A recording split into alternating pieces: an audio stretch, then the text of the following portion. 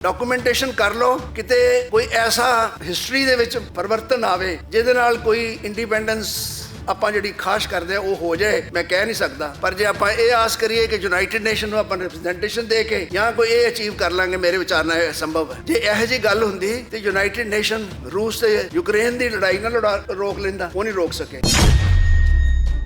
United nation ਇੱਕ ਐਸੀ organisation ਹੈ, ਜੇ ਉਹਨੂੰ ਅਮਰੀਕਾ ਅੱਜ ਮਦਦ ਦੇਣੀ ਬੰਦ ਕਰ ਦੇ ਤੇ ਉਹ ਚੱਲ ਨਹੀਂ ਸਕਦੀ। ਤੁਸੀਂ ਕਿੱਦਾਂ ਐਕਸਪੈਕਟ ਕਰਦੇ ਹੋ ਕਿ ਯੂਨਾਈਟਿਡ ਨੇਸ਼ਨ ਜਿਹੜੀ ਕੋਈ ਐਸੀ ਗੱਲ ਕਰੇਗਾ ਕਿ ਜਿਹਦੇ ਨਾਲ ਅਸੀਂ ਇੱਕ ਜੋ ਮੈਜੋਰਿਟੀ ਇੱਥੇ ਬੈਠੇ ਹਾਂ, ਮਾਈਨੋਰਿਟੀ ਹਾਂ ਕੰਪੇਅਰ ਟੂ ਦਿਸ, ਉਹ ਉਹਨਾਂ ਦੀ ਕੋਈ ਗੱਲ ਸੁਣੇਗਾ। ਹਿਊਮਨ ਰਾਈਟ ਜਿਹੜਾ ਇਸ ਵੇਲੇ ਆ, ਇਹਦੀ ਇੰਨੀ ਘੋਰ ਉਲੰਘਣਾ ਹੋ ਰਹੀ ਹੈ ਸਟੇਟ ਦੇ ਵਿੱਚ। ਰੋਜ਼ ਦਿਨ ਦਿਹਾੜੇ ਤੁਸੀਂ ਦੇਖਦੇ ਹੋ ਕਿ ਲੋਕਾਂ ਦੇ ਘਰ ਢਾਹ ਦਿੰਦੇ। ਔਰ ਮੈਂ ਇਹ ਸਮਝਦਾ ਇੰਨੀ ਬੇਬਾਕੀ ਨਾਲ ਇਹ ਕਹਿੰਦੇ ਨੇ, ਚੀਫ ਮਿਨਿਸਟਰ ਕਹਿੰਦਾ ਅਸੀਂ ਘਰ ਢਾਹ। ਆਪਾਂ ਬਹੁਤ ਛੋਟੀ ਗੱਲ ਤੇ ਫਸੇ ਹੋਏ, ਆਪਾਂ ਉਹ ਛੋਟੀ ਗੱਲ ਵੀ ਨਹੀਂ ਸੋਲਵ ਕਰ ਪਾ। ਅਸੀਂ ਆਪਣੇ ਨਾਲ ਜਿਹੜਾ ਜ਼ੁਲਮ ਹੋ ਰਿਹਾ, ਜਿਹੜਾ ਇੱਕਾ ਦੁੱਕਾ ਜ਼ੁਲਮ ਹੋ ਰਿਹਾ, ਜਿਹੜੇ ਘਰ ਢੱਟ ਰਹੇ ਨੇ, ਗੋਲੀਆਂ ਵੱਜ ਰਹੀਆਂ ਨੇ, ਇਨਕਾਊਂਟਰ ਹੋ ਰਹੇ ਨੇ। ਤੁਸੀਂ ਆਏ ਦਿਨ ਪੜ੍ਹਦੇ ਹੋ, ਹੁਣ ਤਾਂ ਨਵਾਂ ਹੀ ਕੰਮ ਸ਼ੁਰੂ ਹੋ ਗਿਆ ਕਿ ਉਹ ਜੀ ਕਹਿੰਦੇ ਨੇ ਪੁਲਿਸ ਅਸੀਂ ਇਹਨੂੰ ਲੈ ਕੇ ਜਾ ਰਹੇ ਸੀ, ਕ੍ਰਾਸ ਫਾਇਰ 'ਚ ਬੰਦਾ ਗੋਲੀ ਮਾਰ ਗਿਆ। ਮਤਲਬ ਅੰਤ ਹੈ ਸਾਰਾ। ਆਪਾਂ ਚੁੱਪ ਕਰਕੇ ਬੈਠੇ ਤੇ ਅਸੀਂ ਸਮਝਦੇ ਕੀ ਹਾਂ, ਭਾਲਦੇ ਕੀ ਹਾਂ ਕਿ ਅਸੀਂ ਆਜ਼ਾਦੀ ਪਾਵਾਂਗੇ। ਗੁਰੂ ਮਹਾਰਾਜ ਦੀ ਹਜ਼ੂਰੀ 'ਚ ਸੁਸ਼ੋਭਿਤ ਸਾਧ ਸੰਗਤ ਜੀ, ਫਤਿਹ ਦੀ ਸਾਂਝ ਪਾਈਏ। ਵਾਹਿਗੁਰੂ ਜੀ ਕਾ ਖਾਲਸਾ, ਵਾਹਿਗੁਰੂ ਜੀ ਕੀ ਫਤਿਹ।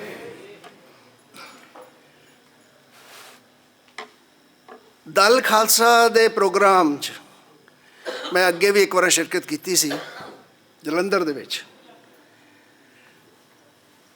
ਮੈਂ ਕਹਿਣਾ ਚਾਹੂੰਗਾ ਕਿ ਇੱਥੇ ਜਿਹੜੀ ਵਿਚਾਰ ਗੋਸ਼ਟੀ ਹੁੰਦੀ ਹੈ ਜਾਂ ਵਿਚਾਰ ਆਪਣੇ ਸਾਂਝੇ ਕੀਤੇ ਜਾਂਦੇ ਨੇ, ਉਹ ਬਹੁਤ ਉੱਚ ਪੱਧਰ ਦੇ ਹੁੰਦੇ। ਅੱਜ ਇੱਥੇ ਡਾਕਟਰ ਸਾਹਿਬ ਨੇ ਗੱਲ ਕੀਤੀ ਕਿ ਯੂਨਾਈਟਿਡ ਨੇਸ਼ਨ ਦੇ ਵਿੱਚ ਕੀ ਕਰਨਾ ਚਾਹੀਦਾ, ਕਿਸ ਤਰ੍ਹਾਂ ਡਾਕੂਮੈਂਟੇਸ਼ਨ ਕਰਨੀ ਚਾਹੀਦੀ ਹੈ। ਭਾਈ ਸਾਹਿਬ ਬਹੁਤ ਅੱਛਾ ਬੋਲੇ। ਉਹਨਾਂ ਨੇ ਤੁਹਾਨੂੰ ਸਾਰਾ ਜਾਣਵਤ ਕਰਵਾਇਆ, ਅਵਗਤ ਕਰਾਇਆ ਕਿ ਕੀ ਕੁਝ ਹੋਇਆ, ਕੀ ਕੁਝ ਹੋ ਸਕਦਾ ਹੈ ਤੇ ਕਿਸ ਤਰ੍ਹਾਂ ਸਾਨੂੰ ਇਕੱਠੇ ਹੋਣਾ ਚਾਹੀਦਾ। ਨੌਵੇਂ ਪਾਤਸ਼ਾਹ ਦੀ ਸ਼ਹਾਦਤ 350ਵੀਂ ਜਿਹੜੀ ਅਸੀਂ ਜੋ ਅੱਜ ਮਨਾ ਰਹੇ ਹਾਂ, ਅੱਜ ਮਨੁੱਖੀ ਦਿਵਸ ਵੀ ਹੈ। ਮੈਂ ਸਮਝਦਾ ਹਾਂ ਕਿ ਯੂਨਾਈਟਿਡ ਨੇਸ਼ਨ ਦੀ ਜਿਹੜੀ ਬੇਸਿਕ ਕਨਸੈਪਟ ਹੈ, ਜਿਹੜਾ ਉਹਨਾਂ ਨੇ universal declaration of human rights ਜਿਹੜਾ ਉਹਨਾਂ ਨੇ ਬਣਾਇਆ ਹੈ, ਉਹ ਗੁਰੂ ਸਾਹਿਬ ਤੋਂ ਹੀ ਸਾਂਝ ਲੈ ਕੇ ਬਣਾਇਆ। 1948 ਵਿੱਚ 273 ਸਾਲ ਬਾਅਦ, ਨੌਵੇਂ ਪਾਤਸ਼ਾਹ ਦੀ ਸ਼ਹਾਦਤ ਤੋਂ ਬਾਅਦ ਜਿਹੜਾ universal declaration of human right ਹੋਇਆ, ਉਹਦੇ 'ਚ 2 ਆਰਟੀਕਲ ਬੜੇ ਹੀ ਮਹੱਤਵਪੂਰਨ ਨੇ। ਇੱਕ ਹੈ ਆਰਟੀਕਲ ਨੰਬਰ 1, ਜਿਹਦੇ ਵਿੱਚ ਉਹ ਯੂਨਾਈਟਿਡ ਨੇਸ਼ਨ ਗੱਲ ਕਰਦਾ ਹੈ ਕਿ ਹਰ ਇੱਕ ਬੰਦਾ ਜਿਹੜਾ ਉਹ ਜਿੰਦਾ ਜਦੋਂ ਬੌਰਨ ਹੈ, ਉਹ ਫਰੀ ਹੈ, ਉਹਦੀ ਕੌਨਸ਼ੀਅਸ ਫਰੀ ਹੈ, ਉਹਦੀ ਸੋਚ ਫਰੀ ਹੈ, ਉਹ ਜੋ ਚਾਹੇ ਉਹ ਕਰ ਸਕਦਾ, ਇਹ ਉਹਦਾ ਜਨਮ ਸਿੱਧ ਅਧਿਕਾਰ ਹੈ। ਇਹ ਇੱਕ ਆਰਟੀਕਲ ਪਹਿਲੇ 'ਚ ਉਹਨਾਂ ਨੇ ਕੀਤਾ। ਆਰਟੀਕਲ 18 ਵਿੱਚ ਇਹ ਕੀਤਾ ਉਹਨਾਂ ਨੇ ਕਿ ਜੋ ਵੀ ਮਨੁੱਖ ਦੁਨੀਆ ਵਿੱਚ ਆਇਆ ਹੈ, ਉਹ ਆਪਣਾ ਧਰਮ ਚੁਣ ਸਕਦਾ। ਉਹ ਆਪਣਾ ਧਰਮ ਸੁਸਾਇਟੀ ਦੇ ਨਾਲ ਤੇ ਉਹਨਾਂ ਨੂੰ ਬਣਾ ਕੇ ਆਪਣੇ ਧਰਮ 'ਚ ਸ਼ਾਮਿਲ ਕਰ ਸਕਦਾ। ਇਹ 18 ਆਰਟੀਕਲ ਬੇਸਿਕਲੀ ਕਹਿੰਦਾ ਹੈ। ਮੈਂ ਸਮਝਦਾ ਹਾਂ ਕਿ ਜਦੋਂ ਆਪਾਂ ਨੌਵੇਂ ਪਾਤਸ਼ਾਹ ਦੀ ਸ਼ਹਾਦਤ ਨੂੰ ਸਿਰਫ ਮਨੁੱਖੀ ਅਧਿਕਾਰਾਂ ਨਾਲ ਜੋੜ ਲੈਂਦੇ ਹਾਂ, ਅਸੀਂ ਉਹਨਾਂ ਦੀ ਸ਼ਹਾਦਤ ਨੂੰ ਬਹੁਤ ਥੱਲੇ ਲੈ ਜਾਂਦੇ ਹਾਂ। ਉਹਨਾਂ ਦੀ ਸ਼ਹਾਦਤ ਸਿਰਫ ਮਨੁੱਖੀ ਅਧਿਕਾਰਾਂ ਕਰਕੇ ਨਹੀਂ ਸੀ। ਇਹ ਇੱਕ ਵਿਸ਼ਾ ਹੈ ਜਿਹੜਾ ਕਿ ਡੈਲੀਬਰੇਟਲੀ ਇਸ ਮੁਲਕ ਵਿੱਚ ਕੀਤਾ ਜਾ ਰਿਹਾ ਹੈ ਕਿ ਉਹਨਾਂ ਦੀ ਸ਼ਹਾਦਤ ਨੂੰ, ਉਹ ਤਾਂ 2 ਜਹਾਨ ਦੇ ਮਾਲੀ ਸਨ ਨੌਵੇਂ ਪਾਤਸ਼ਾਹ। ਉਹਨਾਂ ਦੀ ਜਿਹੜੀ ਸੋਚ ਸੀ ਜਾਂ ਉਹਨਾਂ ਦੀ ਜਿਹੜੀ ਸ਼ਹਾਦਤ ਸੀ, ਉਹ ਕੋਈ ਮਨੁੱਖੀ ਅਧਿਕਾਰਾਂ ਕਰਕੇ ਨਹੀਂ ਸੀ। ਉਹ ਤਾਂ ਬਹੁਤ ਵੱਡੀ ਸ਼ਹਾਦਤ ਸੀ ਜਿਹੜੀ ਕਿ ਜਿੱਦਾਂ ਕਹਿੰਦੇ ਨੇ ਕਿ ਇੱਕ ਬਹੁਤ ਸਾਰੇ ਤੁਹਾਨੂੰ ਐਗਜ਼ਾਮਪਲ ਮਿਲ ਜਾਂਦੇ ਨੇ ਦੁਨੀਆ ਦੇ ਵਿੱਚ, ਜਿਹਦੇ ਵਿੱਚ ਕਿਸੇ ਨੇ ਆਪਣੇ ਆਪ ਨੂੰ, ਆਪਣੇ ਸੁਸਾਇਟੀ ਨੂੰ ਬੁਲਾਉਣ ਲਈ ਕੋਈ ਕੁਰਬਾਨੀ ਕੀਤੀ ਹੋਊਗੀ ਜਾਂ ਯੋਗਦਾਨ ਕੀਤਾ ਹੋਊਗਾ। ਤੁਹਾਨੂੰ ਬਹੁਤ ਲੋਕ ਮਿਲ ਜਾਣਗੇ ਜਿਨ੍ਹਾਂ ਨੇ ਕਿਸੇ ਹੋਰ ਦੀ ਰਿਲੀਜਨ ਜਾਂ ਕਿਸੇ ਹੋਰ ਦੀ ਕੋਈ ਕਰਕੇ ਉਹਦੇ ਵਾਸਤੇ ਆਪਣਾ ਯੋਗਦਾਨ ਦਿੱਤਾ ਹੋਊਗਾ। ਪਰ ਤੁਹਾਨੂੰ ਦੁਨੀਆ ਵਿੱਚ ਕੋਈ ਐਗਜ਼ਾਮਪਲ ਨਹੀਂ ਮਿਲਦੀ ਕਿ ਜਿਸ ਮਹਾਂਪੁਰਸ਼ ਨੇ ਆਪਣੀ ਕੁਰਬਾਨੀ ਕਿਸੇ ਹੋਰ ਦੇ ਧਰਮ ਨੂੰ ਬਚਾਉਣ ਵਾਸਤੇ ਦਿੱਤੀ ਹੋਵੇ। ਇਹ ਇੱਕ ਹੀ ਐਗਜ਼ਾਮਪਲ ਹੈ ਨੌਵੇਂ ਪਾਤਸ਼ਾਹ ਦੀ, ਔਰ ਮੈਂ ਇਹ ਦਾਅਵੇ ਨਾਲ ਕਹਿਣਾ ਹੈ ਕਿ ਇਹ ਜਿਹੜੀ ਐਗਜ਼ਾਮਪਲ ਹੈ ਨਾ, ਇਹ ਅੱਜ ਤੱਕ ਨਾ ਕਿਸੇ ਨੇ ਪਹਿਲਾਂ ਦਿੱਤੀ ਹੈ, ਨਾ ਕੋਈ ਦੇ ਸਕੂਗਾ। ਇਹ ਐਸੇ ਜਿਹਾ ਕੰਮ ਕੋਈ ਦੁਨੀਆ ਵਿੱਚ ਨਾ ਕਰ ਸਕੂਗਾ, ਕਦੀ ਵੀ ਨਹੀਂ ਕਰ ਸਕੂਗਾ। ਇਹ ਸਾਡੀ ਮਹਾਨਤਾ ਹੈ, ਇਹ ਸਾਡੇ ਸਿੱਖ ਕੌਮ ਦੀ ਮਹਾਨਤਾ ਹੈ। ਗੱਲ ਹੋ ਰਹੀ ਹੈ ਹਿਊਮਨ ਰਾਈਟਸ ਦੀ। ਆਪਾਂ ਹਿਊਮਨ ਰਾਈਟਸ 'ਤੇ ਬਹੁਤ ਅੱਛੇ ਇੱਥੇ ਚਰਚੇ ਹੋਏ। ਨਰਾਇਣ ਸਿੰਘ ਜੀ ਹੋਰਾਂ ਨੇ ਤੁਹਾਡੇ ਸਾਹਮਣੇ ਇੱਥੇ ਸਾਂਝਾ ਕੀਤਾ ਸਾਰਾ। ਮਾਨ ਸਾਹਿਬ ਨੇ ਤੁਹਾਡਾ ਜ਼ਿਕਰ ਕੀਤਾ ਕਿ ਇੰਡੀਅਨ ਕੌਨਸਟੀਟਿਊਸ਼ਨ ਦਾ। ਮੈਂ ਜਿਸ ਤਰ੍ਹਾਂ ਜ਼ਿਕਰ ਕਰ ਰਿਹਾ ਕਿ ਆਰਟੀਕਲ 1 ਤੇ 18 ਜਿਹੜਾ ਯੂਨਾਈਟਿਡ ਨੇਸ਼ਨ ਦਾ ਹੈਗਾ, ਉਹਦੇ ਬਿਨਾਂ ਦੇ ਉੱਤੇ ਹੀ ਸਾਡਾ ਕੌਨਸਟੀਟਿਊਸ਼ਨ ਵੀ ਹੈ। ਸਾਡੇ ਕੌਨਸਟੀਟਿਊਸ਼ਨ ਜਿਹੜੇ ਫੰਡਾਮੈਂਟਲ ਰਾਈਟਸ ਨੇ ਉਹ ਬੇਸਿਕਲੀ ਉਸ ਕਨਸੈਪਟ ਨੂੰ ਕਰਦੇ ਨੇ। ਪਰ ਉਹ ਕਨਸੈਪਟ ਜਿਹੜਾ ਨਾ ਹਿਊਮਨ ਰਾਈਟਸ ਦਾ, ਉਹ ਬੜੀ ਬੇਬਾਕੀ ਨਾਲ ਇੱਥੇ ਜਿਹੜਾ ਨਾ ਵਾਇਲੇਟ ਹੋ ਰਿਹਾ। ਐਗਜ਼ਾਮਪਲ ਤੁਹਾਡੇ ਸਾਹਮਣੇ ਨੇ। ਨਰਾਇਣ ਸਿੰਘ ਜੀ ਨੇ ਬਹੁਤ ਤੁਹਾਨੂੰ ਐਗਜ਼ਾਮਪਲ ਦਿੱਤੀਆਂ। ਤੁਹਾਡੇ ਸਾਹਮਣੇ ਬੈਠੇ ਨੇ ਤਰਸੇਮ ਸਿੰਘ ਹੋਰੀ, ਇਹਨਾਂ ਦੇ ਬੇਟੇ ਅੰਮ੍ਰਿਤਪਾਲ ਜੀ, ਜਿਹੜੇ ਨੈਸ਼ਨਲ ਸਿਕਿਉਰਿਟੀ ਐਕਟ ਦੀ ਗੱਲ ਕਰ ਰਹੇ ਸੀ। ਮਾਨ ਸਾਹਿਬ ਵੀ ਗੱਲ ਕਰਕੇ ਗਏ ਨੈਸ਼ਨਲ ਸਿਕਿਉਰਿਟੀ ਐਕਟ ਦੀ। ਨੈਸ਼ਨਲ ਸਿਕਿਉਰਿਟੀ ਐਕਟ ਦੇ ਵਿੱਚ ਬੰਦੇ ਨੂੰ ਮੈਕਸਿਮਮ 1 ਸਾਲ ਅੰਦਰ ਰੱਖਿਆ ਜਾ ਸਕਦਾ। ਉਹਦੇ 'ਚ ਸੇਫ ਗਾਰਡ ਨੇ। ਜਦੋਂ ਨੈਸ਼ਨਲ ਸਿਕਿਉਰਿਟੀ ਐਕਟ ਜਿਹੜਾ ਸੀ ਆਰਟੀਕਲ 22 ਦੇ ਵਿੱਚ, ਜਦੋਂ ਇਹਨੂੰ ਬੜੀ ਡਿਬੇਟ ਹੋਈ ਸੀ ਪਾਰਲੀਮੈਂਟ ਦੇ ਵਿੱਚ ਕਿ ਨੈਸ਼ਨਲ ਸਿਕਿਉਰਿਟੀ ਐਕਟ ਜਿਹੜਾ ਹੈ ਉਹ ਰੱਖਣਾ ਚਾਹੀਦਾ ਹੈ ਕਿ ਨਹੀਂ ਰੱਖਣਾ ਚਾਹੀਦਾ, ਜਿਹੜਾ ਪ੍ਰੀਵੈਂਟਿਵ ਡਿਟੈਂਸ਼ਨ ਜਿਹਨੂੰ ਕਹਿੰਦੇ ਨੇ, ਕਿ ਕਿਸੇ ਨੂੰ ਸਜ਼ਾ ਨਹੀਂ ਜਾਂ ਅਫੈਂਸ ਨਹੀਂ, ਪਰ ਉਹਨੂੰ ਫੜ ਕੇ ਇਸ ਕਰਕੇ ਰੱਖਣਾ ਹੈ ਕਿ ਇਸ ਸੁਸਾਇਟੀ ਦੇ ਵਿੱਚ ਕੋਈ ਇਹ ਕਰਮ ਕਰਨ ਵਾਲਾ ਹੈ ਜਾਂ ਕਰ ਸਕਦਾ ਹੈ ਜਾਂ ਇਹਨੇ ਕਰ ਦਿੱਤਾ। ਪ੍ਰੀਵੈਂਟਿਵ ਡਿਟੈਂਸ਼ਨ 'ਤੇ ਬੜੀ ਬਹਿਸ ਹੋਣ ਤੋਂ ਬਾਅਦ ਇਹ ਪਾਸ ਹੋਇਆ ਕੌਨਸਟੀਟਿਊਸ਼ਨ ਦੇ ਵਿੱਚ ਕਿ ਇਹਦੇ 'ਚ ਸਫੀਸ਼ੀਐਂਟ ਸੇਫਗਾਰਡ ਪ੍ਰੋਵਾਈਡ ਕੀਤੇ ਗਏ ਨੇ ਕਿ ਉਹਦੇ ਵਿੱਚ 3 ਮਹੀਨੇ ਵਿੱਚ ਜਾਂ 6 ਮਹੀਨੇ ਦੇ ਵਿੱਚ ਇਹ ਬੋਰਡ ਨੂੰ ਰੈਫਰ ਕੀਤਾ ਜਾਏਗਾ। ਜੇ ਬੋਰਡ ਨੂੰ ਅਪਰੂਵ ਕਰੇਗਾ ਤਾਂ ਤਾਂ ਹੀ ਅੱਗੇ ਡਿਟੈਂਸ਼ਨ ਚੱਲ ਸਕਦੀ ਹੈ। ਕੋਈ ਕਾਨੂੰਨ, ਕੋਈ ਕਿਤਾਬ ਕਾਨੂੰਨ ਦੀ ਇਹ ਕਹਿੰਦੀ ਨਹੀਂ ਕਿ 1 ਸਾਲ ਤੋਂ ਉੱਤੇ ਡਿਟੈਂਸ਼ਨ ਹੋ ਸਕਦੀ।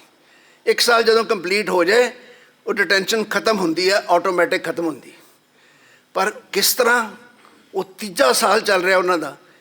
ਕਿੱਥੇ ਕਾਨੂੰਨ ਹੈ, ਕਿੱਥੇ ਕੌਨਸਟੀਟਿਊਸ਼ਨ ਹੈ? ਕੋਈ ਕੌਨਸਟੀਟਿਊਸ਼ਨ ਨਹੀਂ, ਕੋਈ ਕਾਨੂੰਨ ਨਹੀਂ ਹੈ।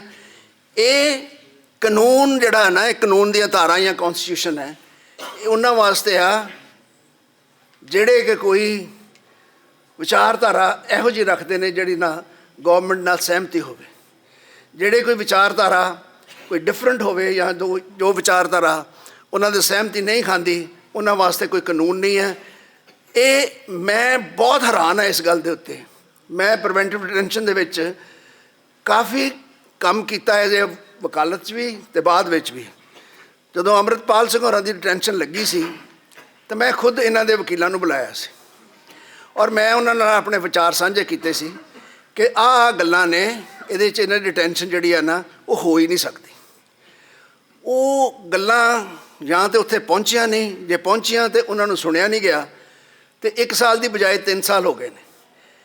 ਮੈਂ ਸਮਝਦਾ ਹਾਂ ਕਿ ਜਿਸ ਤਰ੍ਹਾਂ ਕਿਹਾ ਹੈ ਕਿ ਕੌਨਸਟੀਟਿਊਸ਼ਨ ਜਿਹੜਾ ਹੈ ਨਾ, ਉਹ ਕੌਨਸਟੀਟਿਊਸ਼ਨ ਬੇਸਿਕਲੀ ਕੀ ਹੈ? ਕੌਨਸਟੀਟਿਊਸ਼ਨ ਦੀ ਇੰਪਲੀਮੈਂਟੇਸ਼ਨ ਜਿਹੜੀ ਹੈ, ਜਿਹੜਾ ਸੰਵਿਧਾਨ ਹੈ ਸਾਡਾ, ਉਹਦੀ ਧਾਰਾ ਨੂੰ ਉਹਨਾਂ ਨੂੰ ਇੰਪਲੀਮੈਂਟ ਕਰਨਾ ਅਤੇ ਉਹਨਾਂ ਦੀ ਇੰਪਲੀਮੈਂਟੇਸ਼ਨ ਕਰਾਉਣੀ, ਅਤੇ ਉਹਦਾ ਇੰਪਲੀਮੈਂਟੇਸ਼ਨ ਇੱਕ ਸਿਟੀਜ਼ਨ 'ਤੇ ਹੋਵੇ, ਉਹ ਅਦਾਲਤਾਂ ਦਾ ਕੰਮ ਹੈ। ਅਦਾਲਤਾਂ ਵੀ ਮੇਰੇ ਵਿਚਾਰ ਨਾਲ ਇਸ ਮਾਮਲੇ 'ਚ ਫੇਲ ਹੋਈਆਂ ਨੇ। ਉਹਨਾਂ ਨੂੰ ਇਹਨਾਂ ਦੀ ਪਟੀਸ਼ਨ ਪਹਿਲਾਂ 1 ਸਾਲ ਜਿਹੜੀ ਇਸੇ ਗੱਲ 'ਤੇ ਚੱਲਦੀ ਰਹੀ ਕਿ ਮੇਨਟੇਨੇਬਲ ਕਿੱਦਾਂ ਹੈ, ਫਿਰ ਉਹ ਦੂਸਰਾ ਡਿਟੈਂਸ਼ਨ ਲਾ ਦਿੱਤਾ। ਫਿਰ ਹੈਰਾਨੀ ਵਾਲੀ ਗੱਲ ਕੀ ਹੈ, ਕੌਣ ਲਾ ਰਿਹਾ? ਲਾ ਰਿਹਾ ਤੁਹਾਡਾ ਆਪਣਾ ਚੀਫ ਮਿਨਿਸਟਰ। ਉਸ ਤੋਂ ਪਹਿਲਾਂ ਚਲੇ ਜਾਓ, ਪਹਿਲਾਂ ਜਦੋਂ ਟੈਨਸ਼ਨਾਂ ਹੋਈਆਂ, ਤੁਸੀਂ ਹਿਸਟਰੀ ਚੁੱਕ ਕੇ ਦੇਖ ਲਓ ਪੰਜਾਬ ਦੀ। ਆਪਾਂ ਅੱਜ ਗੱਲ ਕਰ ਰਹੇ ਹਾਂ ਕਿ ਸਾਰਿਆਂ ਨੂੰ ਇਕੱਠਾ ਹੋਣਾ ਚਾਹੀਦਾ, ਇਕੱਠੇ ਹੋ ਕੇ ਇੱਕ ਮੁਹਿੰਮ ਬਣਾਉਣੀ ਚਾਹੀਦੀ ਹੈ। ਮੈਂ ਸਮਝਦਾ ਹਾਂ ਕਿ ਯੂਨਾਈਟਿਡ ਨੇਸ਼ਨ ਇੱਕ ਐਸੀ ਆਰਗੇਨਾਈਜੇਸ਼ਨ ਹੈ ਜਿਹੜੀ ਇਨਫੈਕਟਿਵ ਹੈ। ਇਹਦੇ ਤੋਂ ਤੁਸੀਂ ਕੋਈ ਆਸ ਰੱਖੋਗੇ ਕਿ ਅਸੀਂ ਯੂਨਾਈਟਿਡ ਨੇਸ਼ਨ ਦੇ ਵਿੱਚ ਹਾਂ ਡਾਕੂਮੈਂਟੇਸ਼ਨ ਕਰ ਲਓ, ਕਿਤੇ ਕੋਈ ਐਸਾ ਹਿਸਟਰੀ ਦੇ ਵਿੱਚ ਪਰਿਵਰਤਨ ਆਵੇ ਜਿਹਦੇ ਨਾਲ ਕੋਈ ਇੰਡੀਪੈਂਡੈਂਸ ਆਪਾਂ ਜਿਹੜੀ ਖਾਸ਼ ਕਰਦੇ ਹਾਂ ਉਹ ਹੋ ਜਾਏ, ਮੈਂ ਕਹਿ ਨਹੀਂ ਸਕਦਾ। ਪਰ ਜੇ ਆਪਾਂ ਇਹ ਆਸ ਕਰੀਏ ਕਿ ਯੂਨਾਈਟਿਡ ਨੇਸ਼ਨ ਨੂੰ ਆਪਾਂ ਰਿਪਰੈਜ਼ੈਂਟੇਸ਼ਨ ਦੇ ਕੇ ਜਾਂ ਕੋਈ ਇਹ ਅਚੀਵ ਕਰ ਲਾਂਗੇ, ਮੇਰੇ ਵਿਚਾਰ ਨਾਲ ਇਹ ਸੰਭਵ ਹੈ। ਜੇ ਇਹੋ ਜਿਹੀ ਗੱਲ ਹੁੰਦੀ ਤਾਂ ਯੂਨਾਈਟਿਡ ਨੇਸ਼ਨ ਰੂਸ ਅਤੇ ਯੂਕਰੇਨ ਦੀ ਲੜਾਈ ਨਾਲ ਰੋਕ ਲੈਂਦਾ, ਉਹ ਨਹੀਂ ਰੋਕ ਸਕੇ। ਜੋ ਹਾਲ ਉੱਥੇ ਇਜ਼ਰਾਈਲ ਦੀ ਲੜਾਈ ਦੇ ਵਿੱਚ ਹੋਇਆ ਹੈ, ਉਹ ਤੁਸੀਂ ਦੇਖੋ 3 ਸਾਲ ਇੰਨਾ ਕਤਲੇਆਮ, ਲੋਕੀ ਭੁੱਖ ਨਾਲ ਮਰ ਗਏ ਉੱਥੇ ਬੱਚੇ, ਅਤੇ ਯੂਨਾਈਟਿਡ ਨੇਸ਼ਨ ਜਾਂ ਕੋਈ ਨਹੀਂ। ਕੀ ਹੈ ਮਤਲਬ ਕੀ ਹੈ? ਯੂਨਾਈਟਿਡ ਨੇਸ਼ਨ ਇੱਕ ਐਸੀ ਆਰਗੇਨਾਈਜੇਸ਼ਨ ਹੈ, ਜੇ ਉਹਨੂੰ ਅਮਰੀਕਾ ਅੱਜ ਆਪਣਾ ਮਦਦ ਦੇਣੀ ਬੰਦ ਕਰ ਦੇ ਤਾਂ ਉਹ ਚੱਲ ਨਹੀਂ ਸਕਦੀ। ਤੁਸੀਂ ਕਿੱਦਾਂ ਐਕਸਪੈਕਟ ਕਰਦੇ ਹੋ ਕਿ ਯੂਨਾਈਟਿਡ ਨੇਸ਼ਨ ਜਿਹੜੀ ਕੋਈ ਐਸੀ ਗੱਲ ਕਰੇਗਾ ਕਿ ਜਿਹਦੇ ਨਾਲ ਅਸੀਂ ਇੱਕ ਜੋ ਮੈਜੋਰਿਟੀ ਇੱਥੇ ਬੈਠੇ ਹਾਂ, ਮਾਈਨੋਰਿਟੀ ਹਾਂ ਕੰਪੇਅਰ ਟੂ ਦਿਸ, ਉਹ ਉਹਨਾਂ ਦੀ ਕੋਈ ਗੱਲ ਸੁਣੇਗਾ? ਹਾਂ, ਇੱਕ ਗੱਲ ਨਾਲ ਮੈਂ ਸਹਿਮਤ ਹਾਂ ਕਿ ਆਪਾਂ ਨੂੰ ਇਹ ਜਿਹੜੇ ਡਾਕੂਮੈਂਟੇਸ਼ਨ ਕਰਨੇ ਚਾਹੀਦੇ। ਭਾਈ ਸਾਹਿਬ ਨੇ ਵੀ ਕਿਹਾ, ਇਹ ਜਿਹੜੀ ਸਾਰੀ ਜੋ ਕੁਝ ਜ਼ਿਆਦਤੀਆਂ ਹੋ ਰਹੀਆਂ ਨੇ ਇਸ ਵੇਲੇ ਸਾਡੇ ਨਾਲ, ਸਾਡੀ ਕੌਮ ਦੇ ਨਾਲ, ਉਹਨਾਂ ਦੀ ਜਿਹੜੀ ਡਾਕੂਮੈਂਟੇਸ਼ਨ ਕਰਨੀ ਬਹੁਤ ਜ਼ਰੂਰੀ ਹੈ। ਹਿਊਮਨ ਰਾਈਟ ਆਰਗੇਨਾਈਜੇਸ਼ਨ ਜਿਹੜੀ ਹੈ, ਮੈਂ ਤੁਹਾਨੂੰ ਸ਼ੇਅਰ ਕਰਨਾ ਚਾਹੁੰਦਾ। ਮੈਨੂੰ ਕੁਝ ਸਮਾਂ ਪਹਿਲਾਂ ਹੀ ਇਹ ਮੌਕਾ ਮਿਲਿਆ ਕਿ ਮੈਂ ਇਸ ਆਰਗੇਨਾਈਜੇਸ਼ਨ ਜੋ ਆਪਣਾ ਜਸਟਿਸ ਅਜੀਤ ਸਿੰਘ ਬੈਂਸ ਹੋਰਾਂ ਨੇ ਚਲਾਈ ਸੀ, ਉਹਨਾਂ ਦੀ ਬਹੁਤ ਵੱਡੀ ਕੰਟਰੀਬਿਊਸ਼ਨ ਹੈ। ਤੁਹਾਨੂੰ ਇਹ ਸੁਣ ਕੇ ਹੈਰਾਨੀ ਹੋਊਗੀ ਕਿ ਜਸਟਿਸ ਅਜੀਤ ਸਿੰਘ ਬੈਂਸ ਆਪਣਾ ਜਸਵੰਤ ਸਿੰਘ ਖਾਲੜਾ ਦੇ ਕੇਸ 'ਚ ਵਿਟਨੈਸ ਅਪੀਅਰ ਹੋਏ ਸੀ। ਉਹਨਾਂ ਦੀ ਜੱਜਮੈਂਟ ਪੜ੍ਹੋ ਤੁਸੀਂ। ਉਹ ਮਤਲਬ ਇੱਕ ਜੱਜ, ਜਿਸ ਤਰ੍ਹਾਂ ਦੱਸਿਆ ਗਿਆ ਇੱਥੇ ਚੌੜਾ ਸਾਹਿਬ ਨੇ ਵੀ ਜ਼ਿਕਰ ਕੀਤਾ, ਇੱਕ ਜੱਜ ਬਹੁਤ ਡਰਦਾ ਹੈ ਗਵਾਹੀ ਦੇਣ ਤੋਂ। ਮੈਂ ਉਹਦਾ ਕਾਰਨ ਦੱਸਦਾ ਤੁਹਾਨੂੰ। ਉਹਨੂੰ ਇਹ ਕਾਰਨ ਹੁੰਦਾ ਹੈ ਕਿ ਜੇ ਮੇਰੀ ਗਵਾਹੀ ਮੰਨੀ ਨਾ ਗਈ ਤਾਂ ਮੇਰੀ ਬੜੀ ਬਦਨਾਮੀ ਹੋਊਗੀ, ਸਾਰੇ ਲਿਖਣਗੇ ਐਡਾ ਜੱਜ ਸੀ, ਉਹਨੇ ਗਵਾਹੀ ਦਿੱਤੀ, ਉਹਦੀ ਗਵਾਹੀ ਮੰਨੀ ਨਹੀਂ ਗਈ। ਉਹ ਰਿਸਕ ਲੈ ਕੇ ਜਸਟਿਸ ਅਜੀਤ ਸਿੰਘ ਬੈਂਸ ਹੋਰਾਂ ਨੇ ਗਵਾਹੀ ਦਿੱਤੀ। ਹਿਊਮਨ ਰਾਈਟ ਜਿਹੜਾ ਇਸ ਵੇਲੇ ਆ, ਇਹਦੀ ਇੰਨੀ ਘੋਰ ਉਲੰਘਣਾ ਹੋ ਰਹੀ ਹੈ ਸਟੇਟ ਦੇ ਵਿੱਚ। ਰੋਜ਼ ਦਿਨ ਦਿਹਾੜੇ ਤੁਸੀਂ ਦੇਖਦੇ ਹੋ ਕਿ ਲੋਕਾਂ ਦੇ ਘਰ ਢਾਹ ਦਿੰਦੇ ਨੇ। ਔਰ ਮੈਂ ਇਹ ਸਮਝਦਾ ਇੰਨੀ ਬੇਬਾਕੀ ਨਾਲ ਇਹ ਕਹਿੰਦੇ ਨੇ, ਚੀਫ ਮਿਨਿਸਟਰ ਕਹਿੰਦਾ ਅਸੀਂ ਘਰ ਢਾਹਤਾ, ਅਸੀਂ ਬੁਲਡੋਜ਼ਰ ਜਸਟਿਸ। ਮੈਂ ਇੱਕ ਦਿਨ ਸੁਣ ਰਿਹਾ ਸੀ, ਕਹਿੰਦਾ ਕਿ ਪੀਲਾ ਪੰਜਾ ਜਿਹੜਾ ਨਾ ਉਹਦੀ ਮੁੱਲ ਵੱਧ ਗਿਆ, ਲੋਕ ਖਰੀਦਣਾ ਚਾਹੁੰਦੇ ਕਿਉਂਕਿ ਉਹਦੀ ਯੂਜ਼ ਬੜੀ ਹੋ ਰਹੀ ਹੈ। ਉਹਨਾਂ ਦਾ ਪ੍ਰਧਾਨ ਜਿਹੜਾ ਅਰੋੜਾ, ਉਹ ਕਹਿੰਦਾ ਕਿ ਹਾਂ ਅਸੀਂ ਘਰ ਢਾਵਾਂਗੇ। ਮੈਂ ਆਪਣਾ ਸਪੀਚ ਸੁਣੀ ਜਸਟਿਸ BR ਗਵਾਈ, ਜਿਹੜੇ ਪਹਿਲੇ ਚੀਫ ਜਸਟਿਸ ਸੀ ਆਪਣਾ ਇੰਡੀਆ ਦੇ। ਉਹਨਾਂ ਨੇ ਜਦੋਂ ਰਿਟਾਇਰ ਹੋਏ ਨੇ ਨਾ, ਉਹਨਾਂ ਨੇ ਕਿਹਾ ਕਿ ਜੀ ਮੈਨੂੰ ਸਭ ਤੋਂ ਜ਼ਿਆਦਾ ਸੰਤੁਸ਼ਟੀ ਜਿਹੜੀ ਹੋਈ, ਜਿਹੜੀ ਮੈਂ ਇੱਕ ਜੱਜਮੈਂਟ ਕੀਤੀ ਹੈ ਕਿ ਮੈਂ ਬੁਲਡੋਜ਼ਰ ਜਸਟਿਸ ਹਿੰਦੁਸਤਾਨ 'ਚ ਖਤਮ ਕਰ ਦਿੱਤਾ। ਉਹ ਅੱਜ ਤੋਂ ਕੁਝ ਪਹਿਲਾਂ ਜੂਨ ਦੇ ਮਹੀਨੇ ਵਿੱਚ ਉਹ ਇਟਲੀ ਗਏ ਸੀ। ਉਹ ਇਟਲੀ ਵਿੱਚ ਉਹਨਾਂ ਨੇ ਜੱਜਿਸ ਦੀ ਇੱਕ ਅਸੈਂਬਲੀ ਦੇ ਵਿੱਚ ਇੱਕ ਬਿਆਨ ਦਿੱਤਾ ਕਿ ਮੈਂ ਤੁਹਾਡੇ ਨਾਲ ਸ਼ੇਅਰ ਕਰਨਾ ਚਾਹੁੰਦਾ ਕਿ ਹਿੰਦੁਸਤਾਨ ਦੇ ਵਿੱਚ ਮੈਂ ਬੁਲਡੋਜ਼ਰ ਜਸਟਿਸ ਮੈਂ ਖਤਮ ਕੀਤਾ। ਉਹਨਾਂ ਨੇ ਉੱਥੇ ਜੱਜਾਂ ਦੇ ਸਾਹਮਣੇ ਕਿਹਾ। ਮੈਂ ਜਦੋਂ ਉਹ ਬਿਆਨ ਪੜ੍ਹਿਆ ਅਤੇ ਮੈਂ ਰੋਜ਼ ਦੇਖਦਾ ਸੀ ਕਿ ਇੱਥੇ ਹਿੰਦੁਸਤਾਨ ਕੀ ਪੰਜਾਬ ਦੇ ਵਿੱਚ ਰੋਜ਼ ਇੱਕ ਘਰ ਢੱਟ ਰਿਹਾ ਸੀ। ਮੈਂ ਉਹਨਾਂ ਨੂੰ ਇੱਕ ਚਿੱਠੀ ਲਿਖੀ। ਮੈਂ as a chairman human right organisation ਮੈਂ ਉਹਨਾਂ ਨੂੰ ਚਿੱਠੀ ਲਿਖੀ। ਮੈਂ ਉਹਨਾਂ ਨੂੰ ਸਾਰੀਆਂ ਕਟਿੰਗ ਕੱਢ ਕੇ ਕਿ ਆਹ ਇੰਨੇ ਬੰਦੇ ਜਿਹੜੇ ਇਹਨਾਂ ਦੇ ਘਰ ਢਾਏ ਜਾ ਰਹੇ ਨੇ, ਇਹਨਾਂ ਨੂੰ ਬਹਾਨਾ ਇਹ ਲਾਇਆ ਜਾ ਰਿਹਾ ਕਿ ਜੇ ਆਪਣਾ ਅਸੀਂ ਯੁੱਧ ਨਸ਼ੇ ਵਿਰੁੱਧ ਕਰ ਰਹੇ। ਦੂਸਰਾ, ਮੈਂ ਉਹਨਾਂ ਨੂੰ ਸਾਰੇ ਕੋਈ 2000 ਦੇ ਕਰੀਬ ਕੇਸਿਸ ਸੀ ਜਿਹੜੇ ਦਿਖਾਏ ਗਏ ਕਿ ਜਿਹੜੇ ਉਹ ਜਾਂਦੇ ਰਿਕਵਰੀ ਵਾਸਤੇ ਜਾਂਦੇ ਨੇ ਅਤੇ ਲੱਤ 'ਚ ਗੋਲੀ ਵੱਜ ਗਈ ਜੀ।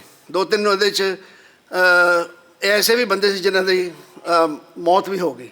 ਮੈਂ ਉਹ ਸਾਰੇ ਜਿਹੜੇ ਨਾ ਡਾਟਾ ਕੱਢ ਕੇ ਮੈਂ ਉਹਨਾਂ ਨੂੰ ਸਾਰੇ ਉਹ ਕਟਿੰਗਸ ਲਾ ਕੇ ਭੇਜੀਆਂ ਅਤੇ ਮੈਂ ਉਹਨਾਂ ਨੂੰ ਕਿਹਾ ਜੀ ਕਿ ਤੁਹਾਡਾ ਫਰਜ਼ ਬਣਦਾ ਹੈ, ਜੇ ਤੁਸੀਂ ਬੁਲਡੋਜ਼ਰ ਜਸਟਿਸ ਬੰਦ ਕਰਾਇਆ ਹਿੰਦੁਸਤਾਨ ਦੇ ਵਿੱਚ ਅਤੇ ਪੰਜਾਬ ਦੇ ਵਿੱਚ ਆਹ ਹੋ ਰਿਹਾ ਅਤੇ ਤੁਸੀਂ ਇਹਨੂੰ ਐਗਜ਼ੀਕਿਊਟ ਕਰੋ ਅਤੇ ਇੱਥੇ ਵੀ ਬੰਦ ਕਰਾਓ। ਮੈਨੂੰ ਨਾ ਕੋਈ ਜਵਾਬ ਆਇਆ। ਉਹ ਰਿਟਾਇਰ ਹੋ ਗਏ ਨੇ।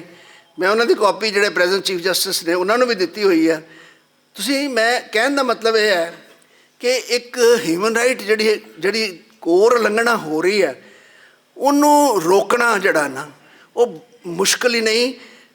ਕਿਉਂਕਿ ਮੈਂ ਤੁਹਾਨੂੰ ਕਾਰਨ ਦੱਸਦਾ, ਕਿੰਨੇ ਲੋਕ ਨੇ ਸਾਡੇ 'ਚ ਜਿਹੜੇ ਕਿਸੇ ਨੂੰ ਜਿਹੜੀ ਕੋਈ ਵਾਇਲੇਸ਼ਨ ਹੋ ਰਹੀ ਹਿਊਮਨ ਰਾਈਟ ਦੀ ਜਾ ਕੇ, ਜਾਂ ਕਿਸੇ ਦਾ ਘਰ ਢਾਇਆ ਜਾ ਰਿਹਾ, ਕੋਈ ਉੱਥੇ ਮੁਜ਼ਾਹਰਾ ਕਰਦਾ ਜਾਂ ਖੜਾ ਹੁੰਦਾ, ਕੋਈ ਨਹੀਂ ਜਾਂਦਾ। ਲੋਕੀ ਅੱਧੇ ਤਾਂ ਤੁਸੀਂ ਦੇਖੋ ਨਾ, ਹੁਣ ਮੈਂ ਕਹਿੰਦਾ ਕਿ ਕਹਿੰਦੇ ਜੀ ਗੈਂਗਸਟਰ ਆ ਗਏ, ਗੈਂਗਸਟਰ ਨੂੰ ਮਾਰ ਦਿੱਤਾ, ਅੱਧੇ ਲੋਕੀ ਉਹ ਸਪੋਰਟ ਕਰਦੇ ਨੇ। ਮੈਂ ਸਮਝਦਾ ਹਾਂ ਕਿ ਜੇ ਕਾਨੂੰਨ ਦੇ ਨਾਲ ਕੋਈ ਚੱਲਣਾ ਹੈ, ਕਾਨੂੰਨ ਪ੍ਰਣਾਲੀ ਨਾਲ ਚੱਲਣਾ ਹੈ, ਕੋਈ ਕਿਸੇ ਨੇ ਕਿੰਨਾ ਵੱਡਾ ਵੀ ਜ਼ੁਲਮ ਕੀਤਾ ਹੋਵੇ ਉਹਦਾ ਕੋਈ ਫਰਜ਼ ਨਹੀਂ ਬਣਦਾ ਕਿ ਪੁਲਿਸ ਉਹਨੂੰ ਐਗਜ਼ੀਕਿਊਟ ਕਰੇ, ਉਹਨੂੰ ਗੋਲੀ ਮਾਰ ਕੇ ਮਾਰ ਦੇਵੇ। ਜ਼ਰੂਰਤ ਇਹ ਹੈ ਕਿ ਉਹਦੇ 'ਤੇ ਫੜਿਆ ਜਾਵੇ, ਉਹਦੇ 'ਤੇ ਮੁਕੱਦਮਾ ਚਲਾਇਆ ਜਾਵੇ, ਉਹਨੂੰ ਸਜ਼ਾ ਦੇਣਾ ਕੋਰਟ ਕਚਹਿਰੀਆਂ ਦਾ ਕੰਮ ਹੈ, ਉਹ ਪੁਲਿਸ ਦਾ ਕੰਮ ਨਹੀਂ ਹੈ। ਪਰ ਇਹ ਹੋ ਕੀ ਰਿਹਾ ਹੈ, ਇਹ ਜਿਹੜਾ ਜੋ ਕੁਝ ਵੀ ਵਰਤਾਵਾ ਹੋ ਰਿਹਾ ਨਾ, ਇਹ ਇੱਕ ਬੜਾ ਹੀ ਭਿਆਨਕ ਸਮਾਂ ਹੈ। ਆਪਾਂ ਸੋਚ ਰਹੇ ਹਾਂ ਬਹੁਤ ਵੱਡੀ ਗੱਲ, ਆਪਾਂ ਬਹੁਤ ਛੋਟੀ ਗੱਲ 'ਤੇ ਫਸੇ ਹੋਏ ਹਾਂ।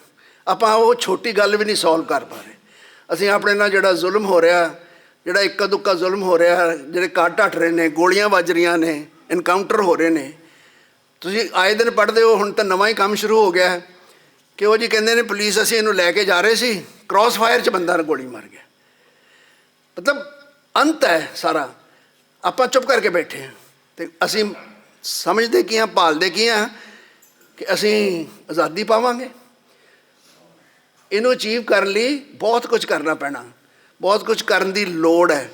ਪਹਿਲਾਂ ਤਾਂ ਆਪਾਂ ਸ਼ੁਰੂਆਤ ਕਰੀਏ, ਜਿਹੜੇ ਸਾਡੇ ਲੋਕਾਂ ਦੇ ਜਿਹੜੇ ਹਿਊਮਨ ਰਾਈਟ ਜਾਂ ਜਿਹੜੇ ਮਨੁੱਖੀ ਅਧਿਕਾਰ ਨੇ ਸਾਡੇ ਬੇਸਿਕ, ਜਿਹੜਾ ਸਾਡਾ ਕੌਨਸਟੀਟਿਊਸ਼ਨ ਵੀ ਰਿਕਗਨਾਈਜ਼ ਕਰਦਾ ਹੈ, ਜਿਹੜਾ ਸਾਡਾ ਯੂਨਾਈਟਿਡ ਨੇਸ਼ਨ ਵੀ ਰਿਕਗਨਾਈਜ਼ ਕਰਦਾ, ਉਹਨੂੰ ਤਾਂ ਬਚਾ ਲਈਏ। ਮੈਂ ਇੱਕ ਤੁਹਾਡੇ ਨਾਲ ਬਹੁਤ ਹੀ ਗੰਭੀਰ ਗੱਲ ਸਾਂਝ ਕਰਨੀ ਆ। ਆਪਾਂ ਗੱਲ ਕਰਦੇ ਹਾਂ ਇਕੱਠੇ ਹੋ ਕੇ ਅਤੇ ਇਕਜੁੱਟ ਹੋ ਕੇ ਆਪਾਂ ਆਪਣੀ ਕੌਮ ਵਾਸਤੇ ਕੁਝ ਕਰੀਏ। ਸਾਡੇ ਕੌਮ ਦੇ ਨੁਮਾਇੰਦੇ ਕੌਣ ਨੇ? ਸ਼੍ਰੋਮਣੀ ਗੁਰਦੁਆਰਾ ਪ੍ਰਬੰਧਕ ਕਮੇਟੀ। ਉਹ ਕੀ ਕਰ ਰਹੇ ਨੇ? ਮੈਂ ਇੱਕ ਕਿਤਾਬ ਹੈ ਜੋ 1998 ਵਿੱਚ ਸ਼੍ਰੋਮਣੀ ਗੁਰਦੁਆਰਾ ਪ੍ਰਬੰਧਕ SGPC ਨੇ ਛਪਵਾਈ, ਉਹਨਾਂ ਦੀ ਧਰਮ ਪ੍ਰਚਾਰ ਕਮੇਟੀ ਨੇ ਉਹ ਕਿਤਾਬ ਛਪਵਾਈ। ਅੱਜ ਆਪਾਂ 9ਵੇਂ ਪਾਤਸ਼ਾਹ ਦੀ ਸ਼ਹੀਦੀ ਯਾਦ ਕਰ ਰਹੇ ਹਾਂ। ਉਸ ਦੇ ਵਿੱਚ 9ਵੇਂ ਪਾਤਸ਼ਾਹ ਬਾਰੇ ਕੀ ਲਿਖਿਆ ਮੈਂ ਤੁਹਾਨੂੰ ਬਿਆਨ ਨਹੀਂ ਕਰ ਸਕਦਾ। ਔਰ ਅਸੀਂ ਉਹ ਮੁੱਦਾ ਉਠਾਇਆ, ਉਹ ਕਿਤਾਬ ਮੈਂ ਪ੍ਰੋਕਿਓਰ ਕੀਤੀ, ਮੈਂ ਪ੍ਰੈਸ ਕਾਨਫਰੰਸ ਕੀਤੀ ਉੱਥੇ ਚੰਡੀਗੜ੍ਹ ਦੇ ਵਿੱਚ। ਉਹ ਦੱਸਿਆ ਕਿ ਆਹ ਗੱਲਾਂ 9ਵੇਂ ਪਾਤਸ਼ਾਹ ਬਾਰੇ ਲਿਖੀਆਂ ਗਈਆਂ। ਮੈਂ ਜੇ ਤੁਹਾਡੇ ਨਾਲ ਗੁਰੂ ਮਹਾਰਾਜ ਦੀ ਹਜ਼ੂਰੀ 'ਚ ਮੇਰੀ ਹਿੰਮਤ ਨਹੀਂ ਕਿ ਮੈਂ ਤੁਹਾਨੂੰ ਦੱਸ ਸਕਾਂ ਗੁਰੂ ਮਹਾਰਾਜ ਬਾਰੇ ਲਿਖਿਆ ਕੀ ਉਹਦੇ ਵਿੱਚ। ਔਰ ਇੱਥੋਂ SGPC ਦਾ ਇੱਕ ਮੈਂਬਰ ਉੱਠ ਕੇ ਕਹਿੰਦਾ ਹੈ ਕਿ ਸ਼ੈਤਾਨ ਅੰਸ਼ਰ ਜਿਹੜੇ ਬੈਠੇ ਨੇ ਇਹ SGPC ਨੂੰ ਬਦਨਾਮ ਕਰ ਰਹੇ। ਉਹ ਸ਼ੈਤਾਨ ਅੰਸ਼ਰ ਨਹੀਂ ਆ ਜਿਨ੍ਹਾਂ ਨੇ ਛਪਵਾਈ ਕਿਤਾਬ, ਪਰ ਉਹ ਸ਼ੈਤਾਨ ਅੰਸ਼ਰ ਹੈ ਜਿਹੜੇ ਲੋਕਾਂ ਨੂੰ ਦੱਸ ਰਹੇ ਨੇ ਵੀ ਆਹ SGPC ਦੀ ਕਾਰਗੁਜ਼ਾਰੀ ਆ। ਫਿਰ ਉਸ ਤੋਂ ਬਾਅਦ ਕੀ ਹੋਇਆ, ਉਹੀ ਗੱਲਾਂ ਜਿਹੜੀਆਂ ਉਸ ਕਿਤਾਬ ਦੇ ਵਿੱਚ SGPC ਨੇ ਲਿਖਵਾਈਆਂ ਸੀ, ਉਹੀ ਗੱਲਾਂ ਸਿਲੇਬਸ 'ਚ ਪਾਈਆਂ ਗਈਆਂ। ਪੰਜਾਬ ਸਕੂਲ ਐਜੂਕੇਸ਼ਨ ਬੋਰਡ ਨੇ 9ਵੀਂ 10ਵੀਂ ਅਤੇ 11ਵੀਂ ਦੀ ਕਿਤਾਬ 'ਚ ਉਹੀ ਗੱਲਾਂ ਗੁਰੂ ਮਹਾਰਾਜ ਬਾਰੇ ਪਵਾਈਆਂ। ਅਸੀਂ ਉਹ ਵੀ ਮੁੱਦਾ ਉਠਾਇਆ। ਉਹਦੇ 'ਤੇ ਇੱਕ FIR ਹੋਈ ਹੈ, ਮੁਹਾਲੀ ਕੋਰਟ ਦੇ ਵਿੱਚ ਚੱਲ ਰਹੀ ਹੈ। ਉਹਨਾਂ ਨੂੰ ਹਾਈ ਕੋਰਟ 'ਚੋਂ ਸਟੇ ਮਿਲਿਆ ਹੋਇਆ। ਮਤਲਬ ਆਪਾਂ ਐਕਸਪੈਕਟ ਕਰ ਰਹੇ ਹਾਂ ਇਕੱਠੇ ਹੋਈਏ ਅਤੇ ਅਸੀਂ ਇਕੱਠੇ ਹੋ ਕੇ ਕੁਝ ਅਚੀਵ ਕਰੀਏ। ਕੀ ਅਸੀਂ ਐਕਸਪੈਕਟ ਕਰ ਸਕਦੇ ਹਾਂ? SGPC ਇੱਕ ਐਸੀ ਜਮਾਤ ਕਿ ਜਿਨ੍ਹਾਂ ਨੇ ਸਾਰਾ ਕੁਝ ਦੇਖਣਾ, ਅਤੇ ਉਹ ਇੱਕ ਐਸੀ ਕਿਤਾਬ ਛਪਾਵੇ। ਸਿਰਫ 9ਵੇਂ ਪਾਤਸ਼ਾਹ ਬਾਰੇ ਨਹੀਂ, ਹੋਰ ਵੀ ਗੁਰੂਆਂ ਬਾਰੇ ਬਹੁਤ ਅਪਸ਼ਬਦ ਲਿਖੇ ਗਏ ਨੇ, 10ਵੇਂ ਪਾਤਸ਼ਾਹ ਬਾਰੇ ਵੀ, ਗੁਰੂ ਅਰਜਨ ਦੇਵ ਜੀ ਬਾਰੇ ਵੀ। ਮਤਲਬ ਉਹ ਕੋਈ ਅਕਾਊਂਟੇਬਿਲਿਟੀ ਨਹੀਂ। ਔਰ ਉਹ ਕਿਤਾਬ 98 'ਚ ਛਪੀ ਅਤੇ 2007 'ਚ ਜਾ ਕੇ ਕਿਤੇ ਬੈਨ ਕੀਤੀ ਇਹਨੇ, ਜਦੋਂ ਲੋਕਾਂ ਨੇ ਖਪਸ਼ਪ ਪਾਈ। ਆਪਾਂ ਨੂੰ ਸੋਚਣਾ ਪਊਗਾ ਕਿੱਦਾਂ ਇਕੱਠੇ ਹੋਣਾ। ਬੜੀ ਇੱਕ ਅੱਛੀ ਸੁਝਾਅ ਸਿੰਘ ਸਾਹਿਬ ਨੇ ਦਿੱਤਾ ਅੱਜ। ਇਹਨਾਂ ਨੇ ਕਿਹਾ ਕਿ ਜਦੋਂ ਭੁੱਲਰ ਸਾਹਿਬ ਦੀ ਜਦ ਗੱਲ ਹੋਈ ਸੀ ਅਤੇ ਹਿਊਮਨ ਰਾਈਟ ਵਾਲੇ ਅੱਗੇ ਲੱਗੇ ਸੀ, ਆਪਾਂ ਨੂੰ ਪੋਲੀਟਿਕਸ ਪਰਾਂ ਕਰਨੀ ਪਊਗੀ। ਮੇਰੇ ਵਿਚਾਰ ਪੋਲੀਟੀਕਲ ਜਿਹੜੇ ਬੰਦੇ ਹੋਣਗੇ ਉਹਨਾਂ ਦਾ ਏਮ ਜਿਹੜਾ ਨਾ ਉਹ ਇਹੀ ਹੋਏਗਾ ਕਿ ਉਹਨਾਂ ਨੇ ਤਾਕਤ ਹਾਸਲ ਕਰਨੀ ਹੈ। ਤਾਕਤ ਹਾਸਲ ਕਰਕੇ ਉਹਨਾਂ ਨੇ ਫਿਰ ਕੁਛ ਨਹੀਂ ਕਰਨਾ, ਨਾ ਕੌਮ ਵਾਸਤੇ ਕਰਨਾ, ਨਾ ਤੁਹਾਡੇ ਵਾਸਤੇ ਕਰਨਾ, ਨਾ ਮੇਰੇ ਵਾਸਤੇ ਕਰਨਾ।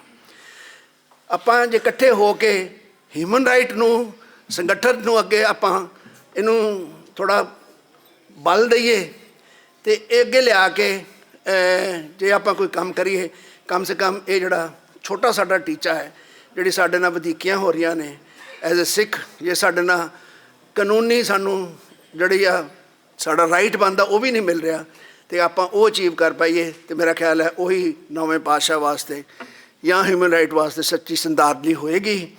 ਇੰਨੇ ਹੀ ਸ਼ਬਦਾਂ ਨਾਲ ਖਿਮਾ ਦਾ ਜਾਚਕ ਹਾਂ। ਭੁੱਲ ਚੁੱਕ ਮਾਫ਼ ਕਰਨੀ, ਫਤਿਹ ਪ੍ਰਵਾਨ ਕਰਨੀ। ਵਾਹਿਗੁਰੂ ਜੀ ਕਾ ਖਾਲਸਾ, ਵਾਹਿਗੁਰੂ ਜੀ ਕੀ ਫਤਿਹ।